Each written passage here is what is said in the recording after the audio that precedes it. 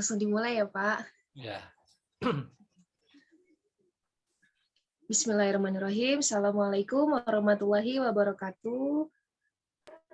Waalaikumsalam warahmatullahi wabarakatuh. Waalaikumsalam warahmatullahi wabarakatuh. Ya, selamat malam, salam sejahtera. Perkenankan kami dari kelompok D yang terdiri dari saya sendiri, Makfiyah Mutiah, kemudian kedua rekan kami yaitu Destiana Hapsari dan Faruk Ismail Zain. Perkenankan kami ingin mempresentasikan hasil review jurnal kami mata kuliah Manajemen Keuangan Sektor Bisnis dengan dosen pengampu Ibu Dr. Al-Fatih Manggabarani SEMSI. Review jurnal kali ini ditujukan sebagai salah satu syarat untuk memenuhi ujian akhir semester. Baik, langsung saja. Pendahuluan. Obligasi merupakan salah satu sumber modal jangka panjang. Obligasi diterbitkan oleh perusahaan, disebarluaskan, ditawarkan kepada publik, dan dibeli oleh beragam investor. Dengan membeli obligasi artinya antara perusahaan dan investor yang membeli obligasi terdapat perjanjian bahwa perusahaan akan melakukan pembayaran atas pokok pinjaman beserta bunganya, atau bisa berbentuk fixed rate atau float rate pada tanggal tertentu kepada pemegang obligasi. Perjanjian inilah yang disebut indentur, yang di dalamnya memuat hak dan kewajiban baik pemegang saham atau perusahaan. Salah satu hal yang termuat dalam perjanjian tersebut adalah ada tidaknya ketentuan penarikan atau call provision atau call fitur, yaitu hak perusahaan sebagai penerbit untuk menebus obligasinya sebagai waktu jatuh temponya. Ketentuan penarikan tersebut biasanya menetapkan bahwa penerbit harus membayar kepada investor atau pemegang obligasi suatu jumlah yang lebih besar daripada nilai pari atau nominal obligasi jika obligasi tersebut ditarik. Jumlah tambahan tersebut disebut sebagai premi penarikan atau call premium. Baik, di sini kapan perusahaan perlu melakukan pendanaan ulang obligasi atau bond refunding? Pertama, manajemen memprediksi bahwa lingkar suku bunga di pasar modal atau market rate obligasi sejenis di masa mendatang akan turun. Kemudian yang kedua, mendapatkan dana segar. Dan terakhir, yang ketiga, mengurangi financial leverage. Selanjutnya, keputusan pendanaan ulang menyangkut dua pertanyaan yang berbeda, yaitu pertanyaan pertama, apakah menguntungkan untuk menarik obligasi yang sedang beredar pada periode berjalan dan menggantinya dengan obligasi baru? Kemudian yang kedua, jika bond refunding saat ini menguntungkan, apakah tidak lebih baik atau menguntungkan lagi jika pendanaan ulang ditangguhkan dulu untuk sementara? Untuk menjawab pertanyaan tersebut, pada prinsipnya perusahaan menganalisis sama halnya pada saat mengkaji tentang penganggaran barang modal atau capital budgeting. Dengan menggunakan bond refunding, artinya terdapat arus kas keluar, biaya atas pendanaan ulang atau sama halnya dengan pengeluaran investasi, karena perusahaan mengeluarkan dana untuk membeli kembali obligasi. Di sini terdiri atas pertama, premi penarikan atau call premium yang dibayarkan pada pemegang obligasi yang ditarik. Kemudian yang kedua, biaya penjualan obligasi baru. Terakhir, yang ketiga, bunga atau coupon rate yang harus dibayar ketika kedua obligasi sama-sama beredar atau disebut sebagai overlap interest.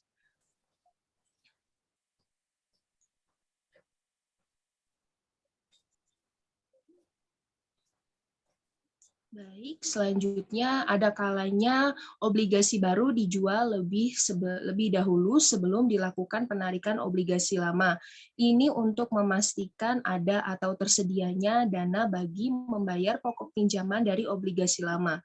Seluruh pengeluaran kas tersebut dibandingkan dengan arus kas masuk, yang dalam hal ini berupa penghematan biaya atas ditariknya obligasi lama. Penghematan dapat terjadi karena ada selisih beban bunga antara obligasi lama dan obligasi baru, serta amortisasi atas biaya berkait dengan kedua obligasi tersebut. Selanjutnya, penghematan biaya diperhitungkan setelah pajak. penghematan biaya yang terjadi setiap tahun atau karena biaya bunga dibayarkan tiap tahun.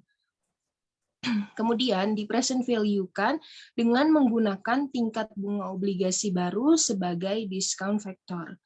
Perusahaan lebih baik melakukan pendanaan ulang obligasi jika nilai sekarang atau present value dari penghematan melebihi biaya pendanaan ulang.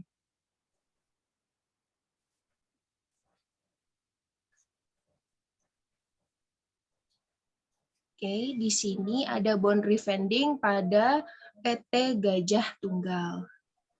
Jadi pada tanggal 10 Agustus tahun 2021, PT Gajah Tunggal menebus semua obligasi senior di tahun 2022 yang masih beredar dengan hasil dari pinjaman amortisasi berjangka senior dengan jaminan 7 tahun sebesar 1,45 juta rupiah dan obligasi baru senilai 175 juta US dollar yang jatuh tempo pada tahun 2026.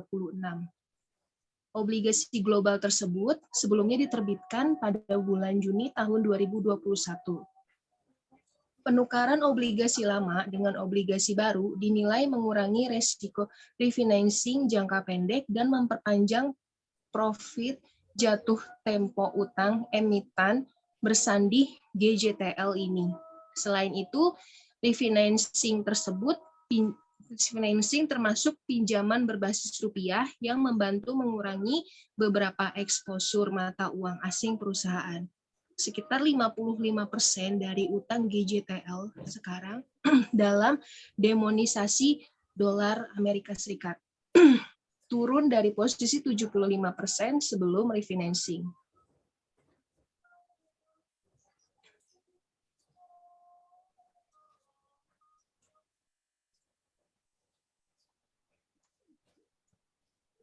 Selanjutnya di sini ada studi kasus pada PT Arta Finance Tbk pada tahun 2000 mengeluarkan 1.000 lembar obligasi berumur 20 tahun dengan compound rate 15% per tahun. Nilai nominalnya Rp200.000 per lembar dan laku dijual pada tingkat 98%. Pada saat emisi, perusahaan mengeluarkan biaya emisi sebesar 10 juta rupiah dan akan diamortisasi dengan dasar garis lurus selama umur obligasi. Pada tahun 2005, perusahaan mempertimbangkan untuk menarik obligasi tersebut karena dalam beberapa tahun mendatang diprediksikan obligasi sejenis memiliki market rate yang lebih rendah dibandingkan obligasi yang dikeluarkan oleh PT Arta Finance Tbk.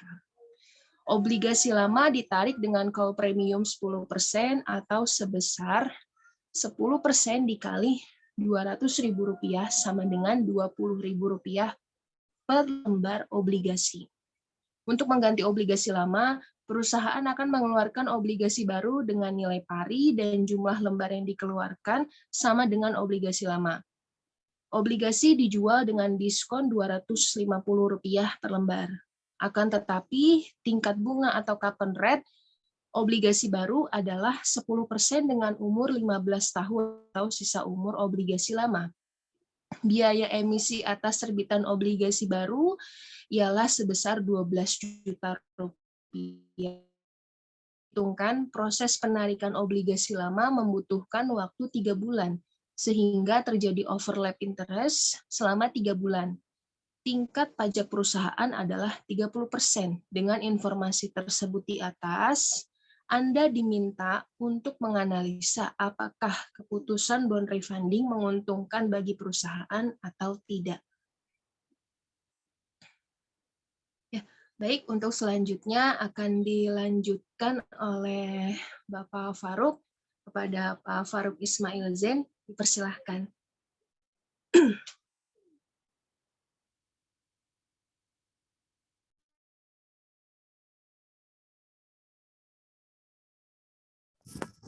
Bapak mohon maaf masih di mute.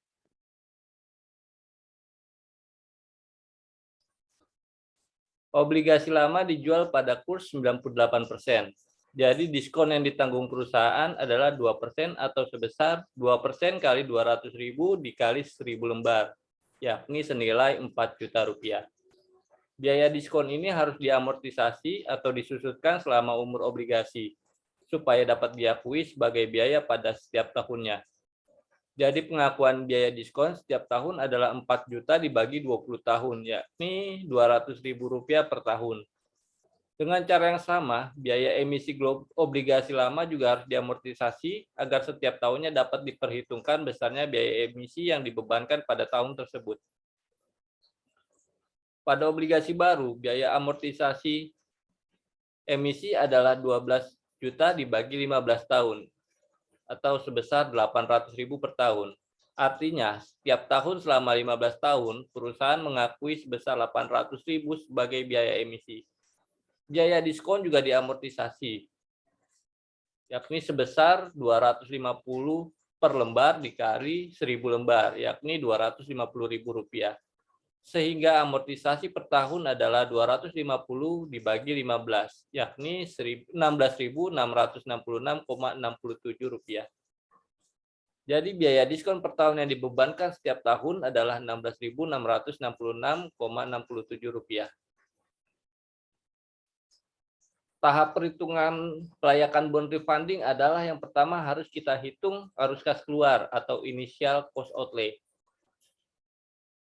Perhitungan pertama adalah biaya penarikan obligasi lama yang terdiri dari nominal obligasi lama yang sebesar 200.000 dikali 1.000 lembar senilai 200 juta ditambah dengan call premium sebesar 10% kali 200.000 rupiah, yakni 20 juta rupiah. Jadi total biaya penarikan obligasi lama adalah 220 juta rupiah.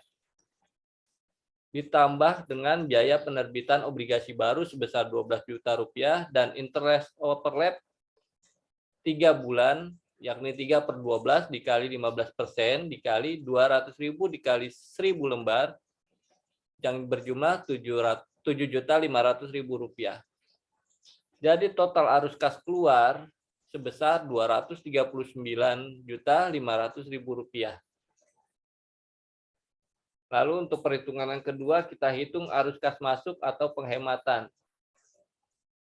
Penjualan obligasi baru itu 200.000 dikurang diskon 250 dikali 1.000 lembar. Totalnya 199.750.000 rupiah. Penghematan pajak dari biaya-biaya call premium 10% dikali 200.000, 200 juta sama dengan 20 juta rupiah. Amortisasi diskon 15 per 20 kali 2% kali 200.000 dikali 1.000 lembar sama dengan 3 juta rupiah. Amortisasi biaya emisi 15 per 20 dikali 10 juta sama dengan 7.500.000. Dan yang terakhir interest overlap atau obligasi lama 3 per 12 dikali 15% dikali 200.000 dikali 1.000 lembar. Totalnya 7.500.000. Jadi total penghematan pajak adalah 38 juta rupiah dikali tingkat pajak 30%, jadinya 11.400.000 rupiah. Jadi arus kas masuk adalah penjualan obligasi baru 199.750.000 ditambah penghemat pajak 11.400.000, totalnya menjadi 211.150.000 rupiah. Lalu kita masuk ke hitungan selanjutnya, yaitu arus kas masuk. Penjualan obligasi baru.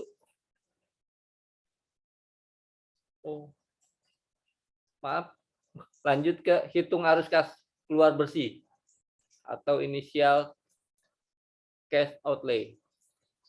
Arus kas keluar sebesar 239.500.000 dikurangi dengan arus kas masuk 211.150.000 rupiah. Arus kas keluar bersih berjumlah 28.350.000 rupiah.